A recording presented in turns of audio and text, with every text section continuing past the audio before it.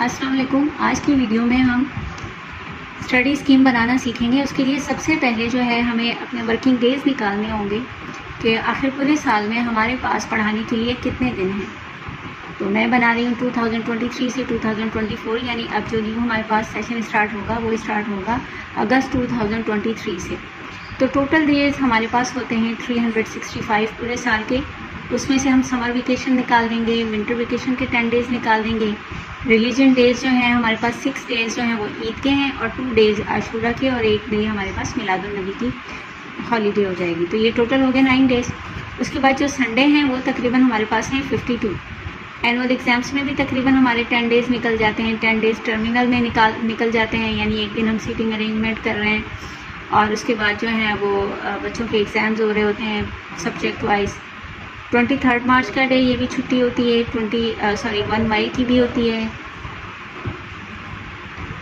Kashmir day की भी होती है हमारे पास। उसके बाद जो है वो शहादत हज़रत अली की भी, शालती फुर्स की भी जो 19 अगस्त को होती है। अच्छा, ये याद रखिए कि ये जो है मैं सारा बता रही हूँ आपको सिंध के हिसाब से, यानी सिंध बोर्ड के हिसाब से।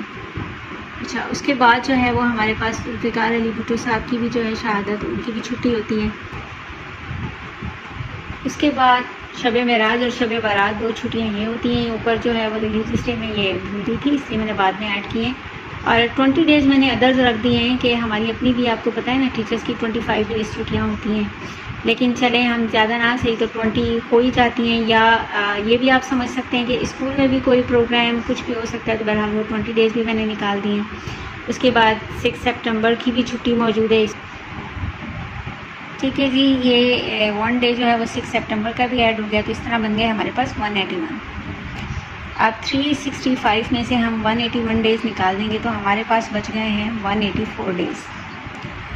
तो हमारे पास वर्किंग डेज़ बन गए हैं 184। अब जो हमने अपनी स्टडी स्कीम बनानी है उसमें हमें इस चीज़ को जो है वो जहन में रखना है कि हमने 184 डेज़ जो है वो बच्चों को पढ़ाना है। हम अपनी सिलेबस को उसी तरह ब्रेक करेंगे 184। अब देखें, जैसे केमिस्ट्री है, इसमें 8 चैप्टर्स हैं, तो 184 से हमने 8 को डिवाइड कर दिया, तो देखिए 23 डेज़ हमें मिल गए। बायोलॉजी में 9 चैप्टर्स हैं, तो 184 को हमने 9 से डिवाइड किया है। 9 से डिवाइड करेंगे तो वो देखिए हमारे पास 20.44 डेज़ आ गए, यानी एक चैप्टर को आपने इतने दिन देने हैं। यानी केमिस्ट्री को आप एक चैप्टर को 23 डेज़ दे सकते हैं। बायो में आप एक चैप्टर को जो है वो 20.44 डेज़ दे सकते हैं। अब ये हम पे है कि चैप्टर की लेंथ को देखते हुए कौन से चैप्टर को कितने दिन देने हैं। अब मैंने आपके लिए जो है वो केमिस्ट्री को जो है उसकी स्टडी स्कीम बनाई है, आप उसी को सामने रखते हुए बाकी स्टडी स्कीम्स जो हैं वो बना सकते हैं। अब ये देखें, ये हमारे पास सिलेबस ब्रेकअप है। अगस्त का जो मंथ है उसमें मैंने एक ही चैप्टर को मेंशन किया, फंडामेंटल ऑफ केमिस्ट्री। इसमें देखें मैंने यहाँ कुछ भी नहीं लिखा है, इसलिए कि बच्चे जो हैं स्टूडेंट्स स्कूल में आते आते कुछ थोड़ा सा टाइम ले लेते हैं। स्कूल स्टार्ट में शेड्यूल हो रहा होता है, ठीक है ना, तो उस सेटिंग्स में जो है वो थोड़ा सा टाइम लग जाता है। 14 अगस्त हमारे पास आ रही होती है, उसमें बच्चे पार्टिसिपेट कर रहे होते हैं। बहरहाल अगर ये सब प्रॉब्लम ना हो तो हम जो है वो 1 मंथ से पहले कंप्लीट कर सकते हैं, लेकिन मैंने बहरहाल फिर भी जो है वो सेशन के स्टार्ट होने के हिसाब से जो है इसको फुल मंथ दे दिया है। सेकंड देखें, एटॉमिक स्ट्रक्चर सेकंड हमारे पास चैप्टर है। इसमें देखें फर्स्ट वीक और सेकंड वीक मैंने दे दिया है कि फ़र्स्ट वीक में, अब बजाय इसके कि क्योंकि टॉपिक्स देखें कि चैप्टर में इंटर रिलेटेड होते हैं, एक टॉपिक के साथ दूसरा टॉपिक तकरीबन कनेक्टेड ही होता है, तो बजाय इसके कि हम टॉपिक्स के चक्कर में पढ़ें, मैंने जो है वो पेजेस मेंशन किए हैं 34 to 42। और सेकंड वीक में हम 43 से 51 तक कर लेंगे। उसके बाद चैप्टर 3 स्टार्ट करेंगे हम, पीरियोडिक टेबल एंड पीरियोडिसिटी है। अब इसमें देखें यहाँ 56 से जो है वो 60 तक और 61 से जो है वो 67 तक। यहाँ जो है ये 4th वीक नहीं लिखा हुआ, 4th वीक जो है वो उसमें हम 61 से 67 तक जो है वो काम करवा लेंगे अपने।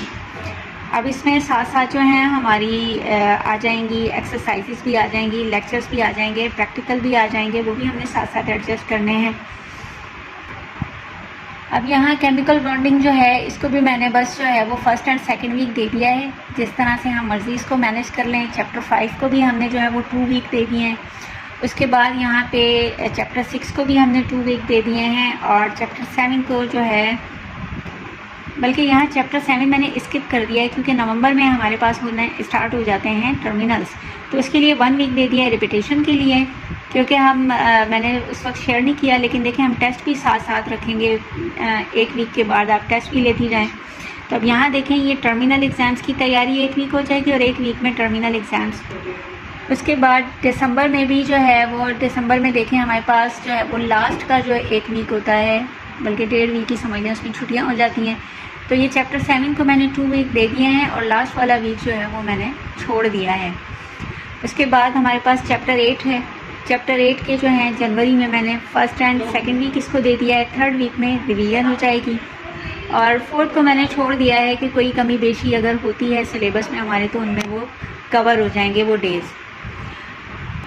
कोर्स कंप्लीट हो जाएगा तो उसके बाद फरवरी में मैंने जो है वो रिवीजन रखी है। भले हम माइक्रो टीचिंग के साथ रिवीजन कर लें, मार्च में भी रिवीजन होगी, बेशक हम प्रेजेंटेशंस रख लें या जो है उसके साथ साथ हम फुली चैप्टर्स की जो है वो टेस्ट लेना स्टार्ट कर दें।